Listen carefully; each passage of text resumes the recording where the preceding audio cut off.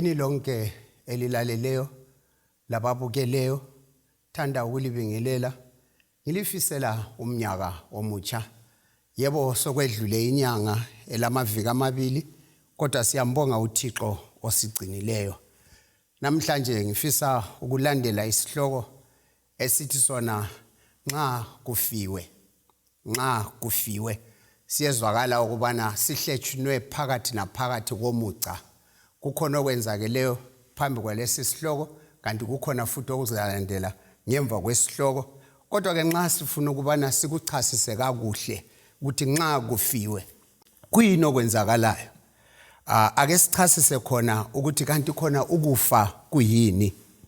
Ukufa yikuphela kwempilo. Ubuphila kodwa usufika lapha impilo esicine khona kayisekho usufile. Ukufa ikwehlukana komoya lomzimba.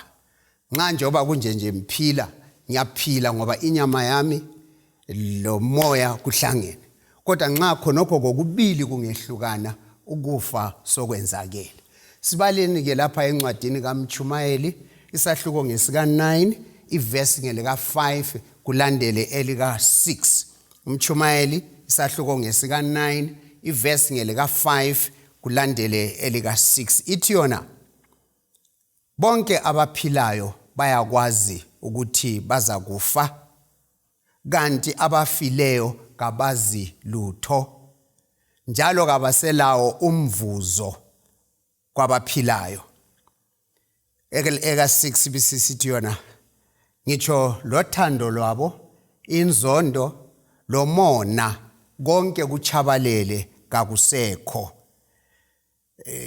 Ibisiqhubeka futhi lapha ethi yona kabalaso isabelo kwabaphilayo ngaphansi kwelanga. Umtshumayeli lapha uyachasisa echasisa ukufa ukubana nxa umuntu angafa konke sokuphelile njalo kazi lutho yena lowo muntu. Lokuthi kuyachisa kumbe kuyaqanda, lokuthi ungcwatshiwe kumbe kancwatshwanga, lokuthi abantwana badlile kumbe kabadlanga, ukuthi inkomo zivulelwe. Umuntu angafa akusela into ayaziyo. Khonokho kumele sikubambe. La nxa singaze sifike sikhulume laye kumbe sifike simxoxise akasasizwa ngoba lowo muntu usefile. So ke nxa singalandela ke yona leyo ngqondo ukuthi ke njoba umuntu kazi lutho usefile kodwa kuyini esikubonayo kusenzakala nxa kufiwe. Kulapha ke isihloko sethu esivela khona ukuthi nxa kufiwe kwenzakalani empilweni zabantu. Esikujwayele ukubona ke ukuthi abantu bayathenga izinto ezidura kakhulu. Kube kunje sengifile mina bayathenga ibhokisi elicazimulayo futhi elicwebezelayo. Kanti futhi nxa mina ngifile bese bendingela isudu emangalisayo ngize ngibotshwe lethayi kanti ngisaphile nxa leyo sudu kanzange ke ngubone. Abantu khonokho bayakukholwa futhi bakwenza bezinikele ukubana bachithe leyo mali ngoba umuntu ufile.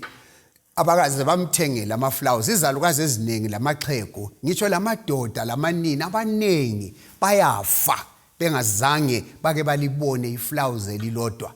Kodwa mhla umuntu esefile ubone iflowers elibhaliweyo mama othandekayo, baba othandekayo, sekhona kusenziwa umuntu esefile. Kanti ngale incwadi kaMtshumayeli ithe umuntu lo kazi lutho futhi kaboni lokuthi abonge lokuthi atshengise uthando ukubana limenzele into enhle. Yena lowo muntu ngokufundisa kweBhayibheli akaselakho khonokho. Kanti futhi nxa kufiwe ubona abantu bephikisana. Nanti ibhokisi liyaphuma emoteni.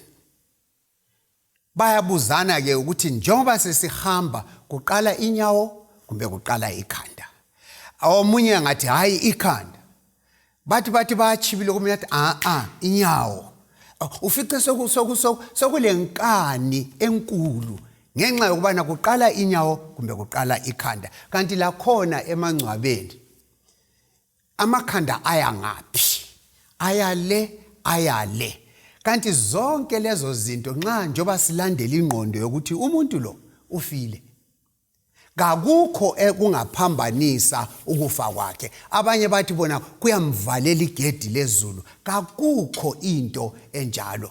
Yikucabanga kwabantu kuphela ukuthi kuyikhanda le kuqala inyawo zonke lezo zinto ungathi uyananzelela lo ufile.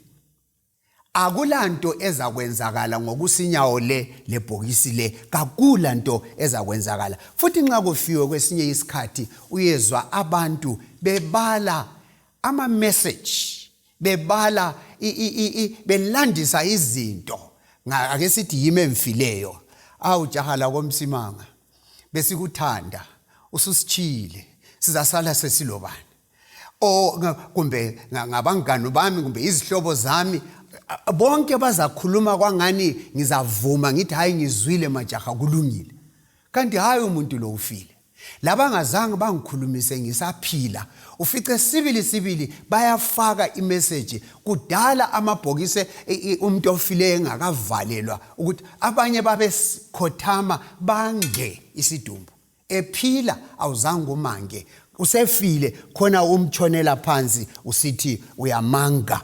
Abantu abanengi khonokho, even abanye bazibacela ukuthi lapho yakhona silungisele, esiyangaphi, gayezwa phela ufile. Awuboke ulayele umuntu oleleyo uthi wena nxa uvuka bopheka itiye uphuma uhambe, uzathi uyaphenduka umfice uvukile kodwa itiye kayiphekanga. Ngenxa yani na kakuzwanga ubelele. So ke umuntu ofileyo wedlula oleleyo kezwa lutho. La nxa ungayifaki imessage ukhipha inhlungu zakho ezikuchisayo, kodwa lwana umuntu kezwanga lutho, lawe futhi kawenzanga lutho.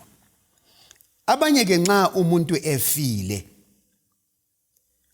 sengike ngakubona ukuthi nge-anniversary yonke yokufa kwalumuntu uyahambisa ama-flowers engcwabeni, hambisa ama-flowers engcwabeni.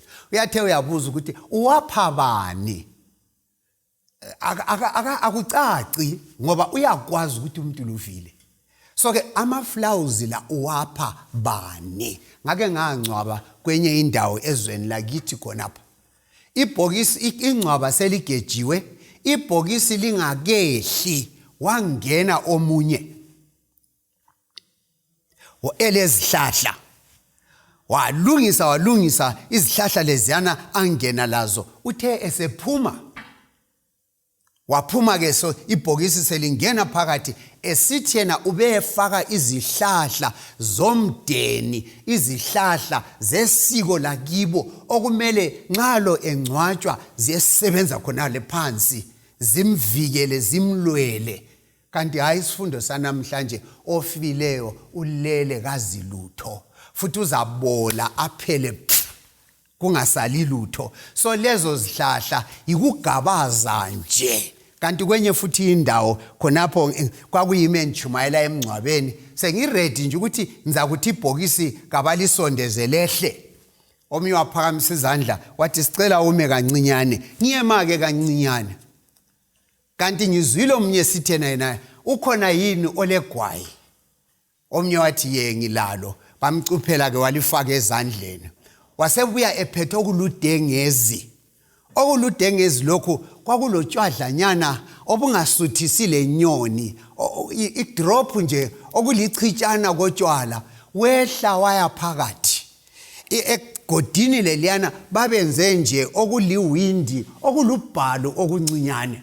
Wafika ke igwayi leliyana walichiya phakathi, wafika lotshwadlana lobuyana wabuchiya phakathi, ukuthi nxa lo undoda kungafika isikhathi nxa ekhona le kufeni kwakhe esefuna ukuthi alithunqise abheme khonale. Kanti lokungamanzanyana lokhuyana utshwadlanyana loyana uzabe lokho echabula ekhona le. Hlobo esithandekayo, ufile lo umuntu, uzachabula njani yena efile? Lama-flowers wona lana esihamba sisiyawabeka engcwabeni sisithi thina siyamkhumbula, kuyafanana lokuthatha utshwala uthi lo muntu uzanatha kawaboni, kasoze awabonge, no appreciation ngenxa yokubana ufile kazi lutho. Kulento ke ezakithi lapha sidabuka khona, nxa umuntu efile kule mcimbi eminengi eyenzakalayo kule nkubalo kuyafakwa ilahlo kwenziwe zonke izinto kuyakholeka ke ukuthi lezo zinto zizaphathisa kungaphela umnyaka kuthiwe umuntu lo uyabuyiswa ubuyiswa ngaphi uyasuswa ngale emangcwabeni egangeni uyalethwa ngekhaya siyambuyisa ukubana kabuye kwabanengi kanti ke futhi sokuqhubeka ke kusiya phambili kanye mhlawumbe ngomnyaka sesilokho sithethela sisiyachithela utshwala khona ngale ngcwabeni sithethela sisiyachithela utshwala khona ngale ngcwabeni yikho nisithi mina isihloko sanamhlanje nxa kufiwe kwenzakalani nxa kufiwe ngiyayichasisa ke leyo mcimbi kodwa ngichasisa futhi ngisiya phambili ukuthi kona hayi singalidonsa ihlahla sigijimela lo singena ngikhaya akula muntu ogadileyo esingamkhericha abuye ngehlahla kakho ngenxa yokubana lwana ufile kazi lutho njalo la nxa singawenza umbuyiso siyethela utshwala mbe siyathethela siyebika zonke inhlupho zethu kufana lo mntwana wesikolo uyise ulele uyahoqa afika athi baba kusasa kuthiwe khona sibuye le mali yamabhuku uyise uzavuka zihambele emsebenzini umntwana asale ngelamali ngani na umntwana ukhulume lo baba efile so ke ukuya engcwabeni usithi wena uyabikela abaphansi ngalokho kusele lapha hayi hlobo ethandekayo asicabange nini kakuhle uzikhulumela wedwa lwana umuntu kakho wafa kakulanto azakuphathisa ngayo njalo futhi abanye bayakunakana ukuthi laba abafileyo balakho ukuthi babe yingozi kithi thina esiphilayo balakho ukuthi mhlawumbe bengazonda bangakweyisa kumbe bakhwichize ezinye izinto abangazange bazithande befuna ukuthi yalungiswa bangakwenza ukuthi basilimaze basenzele ingozi kanti abanye futhi angatshengisa ngokupoka ukuthi linto elisele liyenza kangifuni hlobo ethandekayo akele ukucabanga ukuthi kuyini khona akula into enjalo kungaba ikunakana kwethu kungaba ikufisa kwethu kodwa lwana okunguye simgqibele phansi lapha awufile hlobo ethandekayo akazi lutho uzihambele nje kazi lutho akulalaka futhi angangenzela lona nxa kungaba khona okuyiziphithiphithi kungaba ngamasalamusi kaSathane awadlalayo hathi lo owethu owafayo ngoba ulele akazi lutho kanti abanye futhi bayakukholwa ukubana ofileyo uhambile ezulwini kakula into enjalo yokuthi khona ufile wahamba ezulwini vumani ngiyichasise kodwa ke angiziqedanga zonke izinto ezenzakalayo nxa umuntu efile so ke lapha ke ngichasise eyokuhamba ezulwini ngitshilo futhi ngathi mina umuntu ofileyo ufile siyamgqibela phansi kungahlala amalanga athile uyabola ngesintu sakithi khona phane ebola uyadubuka ngenxa yokubana usebole wazi wafika lapho kumele adubuke khona esedubukile uyabe lokho ebola inyama itshintshi bengamanzi abe yisobho angazi ukuthi amathambo kuphetha kutheni kodwa ke uphelile akekho yena lwana umuntu so ke akayanga ezulwini uzibolele nje waziphelela engcwabeni kwehlukene inyama lomphefumulo nawo nxa uthi uyabala abaseThesalonika bokuqala isahluko ngesika 4 ivesi ngelika 13 iyatsho ukubana abafileyo balele kabazilutho kanti nxa ubala incwadi yemisebenzi isahluko ngesika 2 ivesi ngelika 29 uthathele lika 34 uPaul lapha wayefundisa khona phana ibandla nxa liqalisa kumsebenzi khona phana uPaul uyafundisa uthi yena ngitsho lo Davida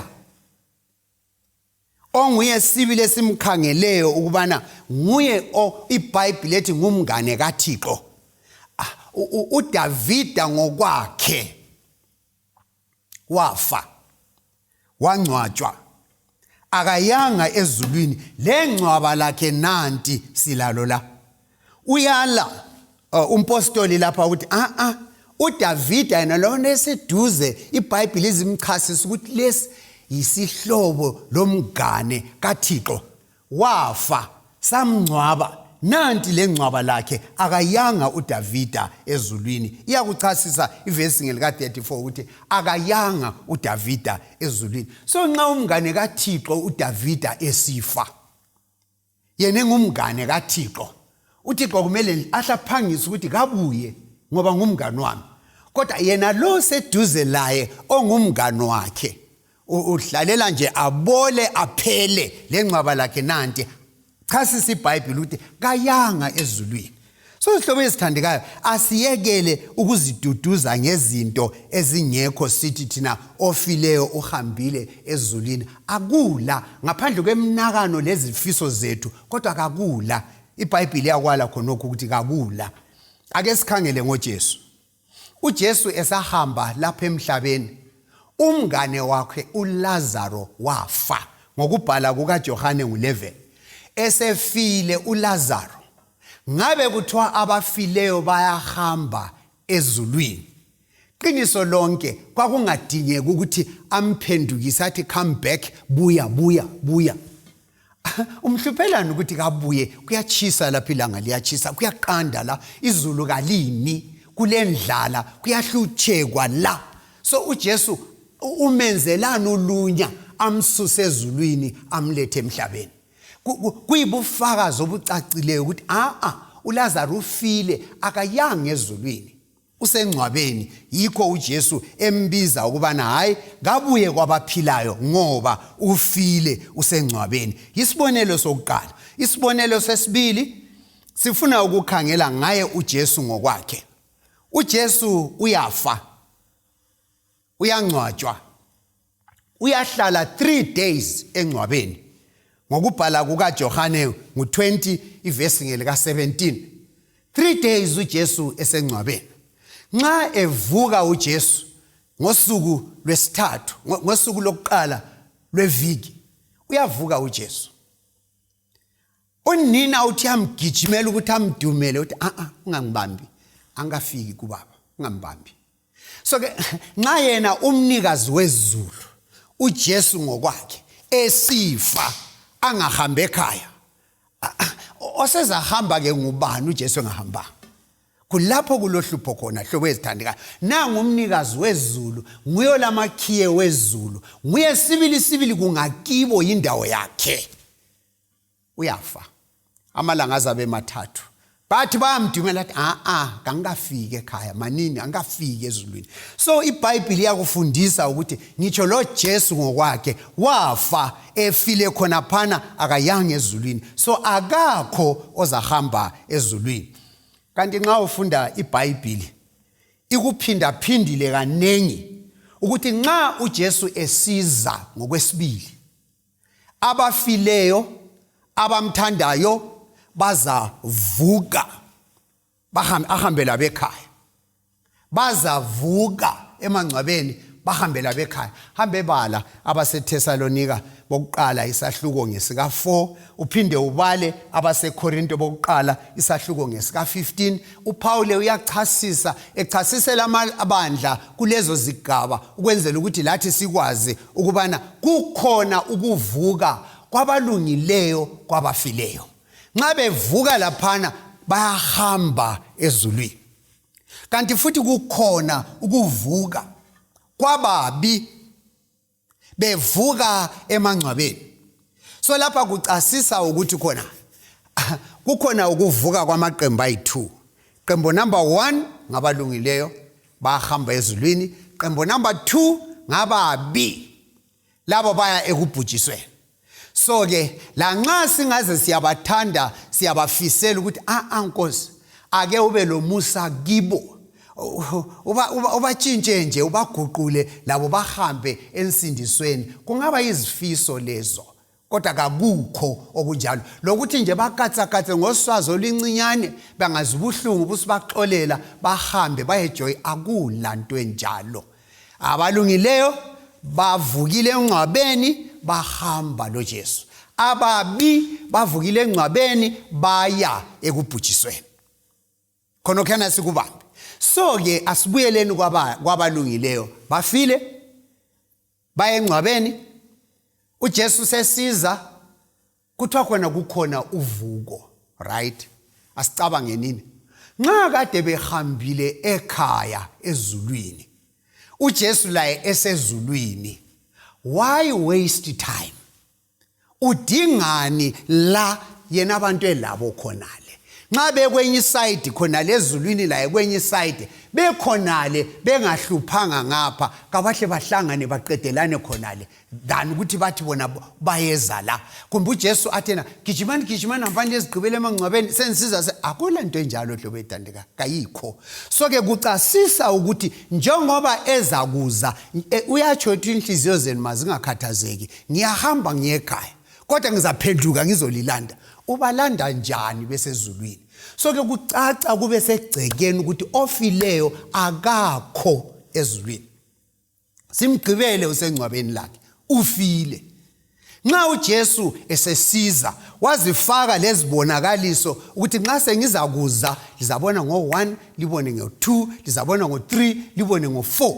Nxa sezigcwaliseka ke lezo zinto, lulamsana amakhanda enu likhangele phezulu ngoba ukusindiswa kwenu sokuseduzane. So ke akekho ofa aye ezulwini. Yikho kulento okuthiwa khona yikuvuka kwabafileyo, i-resurrection. So ke akungeke kube lovuko abantu besezulwini ngoba abazihlalele ngakibo. Lo Jesu kahlahlale engamotshi isikhathi esiza la. Uza lapha ngoba kabakho ezulwini. Abamemezeke ngokubhala kukaPaul ngecilongo elikhulu, bamuzwe bavuke, benyuke laye bahambe ezulwini. Kanti labana babi bazavuka labo bahambe ekubhujisweni. Hlobo ezithandekayo, ngifisa ke ukubana siyigoqekele indaba ngokuzwisisa ukubana zonke lezi zinto esizenzayo nxa kufiwe kufanana lemidlalo yabantwana. Kufanana nje lokuthi nje uziduduze ngokuginya umoya kungala kudla okuthetheyo. Yinto nje ophonga uzenzela nje engasoze ikuphathise. Ngifuna ukubana asimkholweni uJesu, ukwenzela ukubana khonokhena akukhulumileyo ngale kuJohane ngo11 evesini ngelika 35 khona phana nxa evusa uLazaro kwabafileyo uyaziveza ke ezi-introducer uJesu uthi mina ngikuvuka kwabafileyo lokuphila. Okholwa yimi angaze afe, agqitshelwe, abole, kodwa mhla uJesu esiza uzaphila ngoba uJesu uzamvusa kwabafileyo ahambe laye ekhaya ezulwini. Mfisa ukubana siyibambe kuhle ukwenzela ukubana nxa sokuthe kwafiwa kasiyekeleni yonke imicimbi le engaphathisiyo ngoba ayisiyo sibili ezanceda ngaphandle nje kokuzithulisa ngendlela engasozi kuncede. Kufanana lokuthi umntwana nxa ekhala ngithi thula mntana nami zakuthengela iframe machine, la kukholwe athule, soze ayibone iframe machine ngasoze. Yiplani yami yokumthulisa. So ke lathi ukwenza izinto ezingaqedakaliyo sithi sizenzela ukubana yizo ezizanceda ekufeni. Kazincedi lutho hlobo ethandekayo, kazincedi lutho njalo kakho ofa aye ezulwini. uNkulunkulu akasibusise. Ukufa kuzabuya kimi, ukufa kuzabuya kuwe, kodwa ke kasikubambeni kuhle la nxa sifelwe ngemakhaya ethu. Hayi kasikubambeni kuhle siyekele ukufaka izinto ezingaqedakaliyo. Kasithandazeni hlobo ethandekayo. Baba wethu othandekayo okhona ezulwini lakhona pha elizweni. Ukufa yinto esiphila layo. Ofundileyo uyafa, ongafundanga uyafa, onothileyo longanothanga, ozimukileyo lozacileyo, yonke imkhakha yabantu ozelwe ngesifazana uyafa. Baba siyakhuleka ukubana lanxa sifelwe siduduze ngeyakho indlela, sincedise singaziduduzi ngendlela ezingancediyo ngoba abafileyo balele kabazilutho, kabasizwa, lokusizwela kabasizweli, lokusicaphukela kabasicaphukeli. Ake usincede lelo qiniso lingene silibambe ngenxa yokubana akusoze kusincede yonke le imicimbi esingayenza, kodwa kuzasinceda ukukholwa kuJesu, ukwenzela ukubana nxa ebuya ngokwesibili asimemeze sivuke, ngokumthanda kwethu senyuke laye siyephila ekhaya ngonaphakade. Siyakhuleka sicela ngalo igama elenkosi yethu Jesu Kristu. Amen.